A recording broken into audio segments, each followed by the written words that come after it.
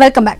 America అధ్యక్షుడు Donald Trump ఎప్పుడు ఎవరిపై ప్రేమ కురిపిస్తారో, ఎప్పుడు ఎవరిని దూరం పెడతారో చాలా మందికి అర్థం కాదు. కానీ డీప్గా చూస్తే మాత్రం వెంటనే అసలు కీలకం తెలిసిపోతుంది.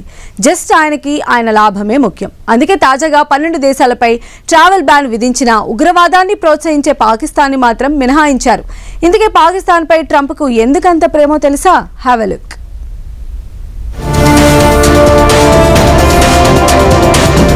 12 దేశాలకు నో ఎంట్రీ బోర్డు పెట్టిన ట్రంప్ పాక్ ని మాత్రం ఎందుకు వదిలేశారు?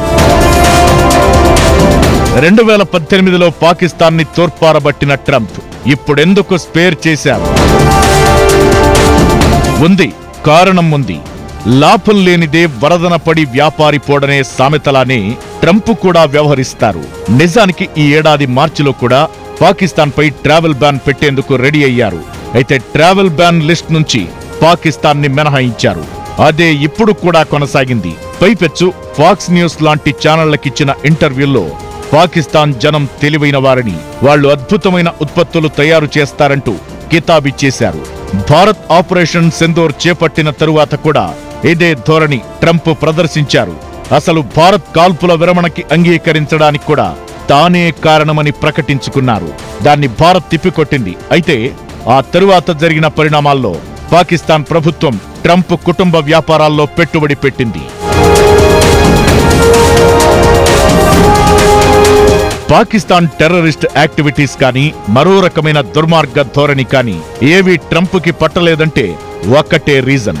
Pakistan crypto council Trump family run చేసిన వరల్డ్ లిబర్టీ ఫైనాన్షియల్ అనే కంపెనీలో పెట్టుబడి పెట్టడమే. ఈ డీల్ కోసమే ట్రంప్ కొడుకు స్టీవ్ ని కూడా ఇస్లామాబాద్ కి పంపారు.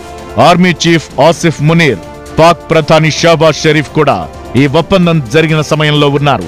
వరల్డ్ లిబర్టీ ఫైనాన్షియల్లో ఎరిక్, డొనాల్డ్ ట్రంప్ జూనియర్ ఇద్దరు వాటాదారులు. అంతేకాదు వీళ్ల బామర్ది జేడ్ కుష్నేర్ కూడా ఓ పార్ట్నర్. అందుకే ఈ ముదనష్టపు వ్యాపార బంధం కోసమే ట్రంప్ పాకిస్తాన్ ని ట్రావెల్ బ్యాన్ నుంచి మినహాయించారంటున్నారు. ఇదొక్కటే కాదు, అమెరికా గుడ్ లుక్స్ లో ఉండేందుకు పాకిస్తాన్ షరీఫుల్లా అనే ఓ స్పై ఏజెంట్ ని కూడా అమెరికాకి అప్పగించింది. దీంతో ట్రంప్ కూడా భలే దేశం, పాక్ భలే మంచి దేశమంటూ తెగ పొగిడేశారు. తాజాగా ట్రావెల్ బ్యాన్ నుంచి తప్పించేశారు.